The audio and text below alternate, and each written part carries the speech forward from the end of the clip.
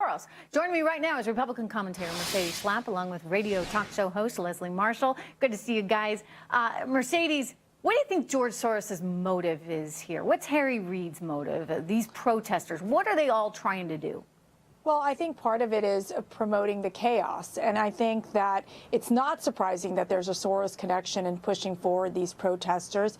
You know, you have to also understand that it was a shell shock for these Democrats. They really believed that Hillary Clinton had it in the bag to win this election. So she loses this election. The Democrats do not gain majority of the Senate or the House, and they're stuck in a position of weakness. And so I think that obviously there are many of those peaceful protesters. They have the right to vote. I think to protest. I think that it's understandable that there's a sense of frustration and disappointment coming from their side.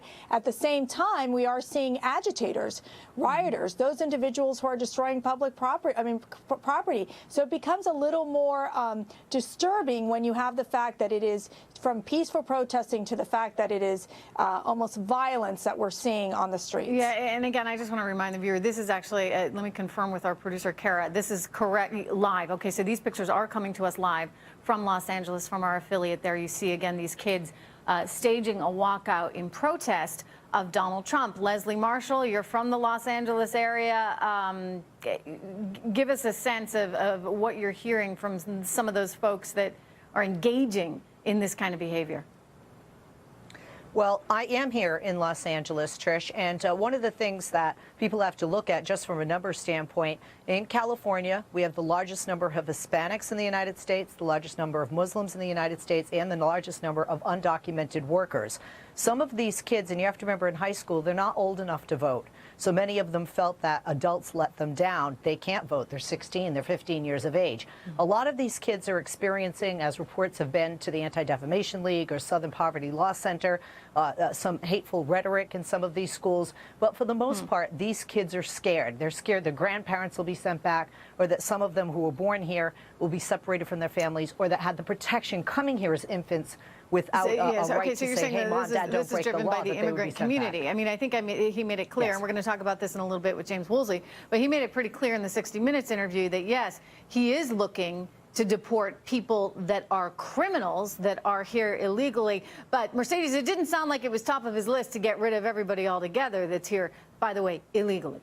Well, and I think Speaker Ryan said there's not going to be this deportation squad. I think that the priority is, as Donald Trump has mentioned, are the criminals, to deport them first and foremost. I think the concern with the immigrant community is obviously the executive orders, the DACA, which are the Dreamers, here that, you know, are children of illegals who have been in the United States for years. That's about 800,000 children. There is that concern. But we have to remember that the priority here is enforcing immigration laws. And that is something that Donald Trump has mentioned as his priority. And guess what? Instead of executive orders, you got to pass it through Congress. If you need DACA to be passed through Congress, that has to be the priority, not through the president forcing it, you know, down people's throats, as we saw what happened. You know, I think in this case, you know, it is. You know, these kids, they can't. Many of them can't vote. But yet they're fueled by something, which I have to imagine would be the adults around them, and we know academia in general has a lot of liberal-leaning adults.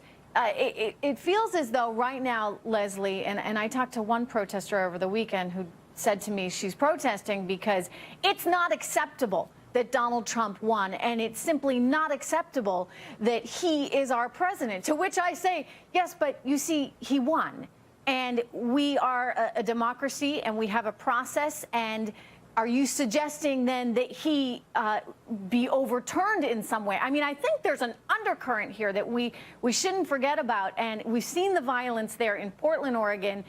You see people sort of this groundswell trying to protest something that doesn't even really exist right now because the guy's not even in office, Leslie. Well, a couple of things here. One of the things that is great about our democracy, and I want to point out that the overwhelming majority of protesters have been peaceful, and that's what our First Amendment is about. I think it's disgusting when anybody, any side of the aisle, is violent toward anyone in a protest or otherwise. But they have the right, and this is part of what it makes America great, that they can march down streets. Please do not block traffic, and certainly do not have anything violence verbally or physically, because, you know, look, the presidency is not going to change for the next at least 4 years. years, Donald Trump will be president. But again, these people are angry. Some of them I'm angry at, Trish, who didn't come out to vote, who could vote, who may have stayed home in protest. Yeah, you know, look, it's a very good fear point. Fear is what is well, leading us. you know, Right, I think everybody needs to take a deep breath here. I think that, you know, the stock market is pretty indicative in terms of being a fear gauge or that lack thereof, and we're looking at a market that's actually at an all-time high. So, you know, take that one to bed with you, everyone that is so concerned, and there's this hysteria out there. Mercedes Leslie, thank you so much. Thank you so much. President-elect Donald Trump tapping RNC.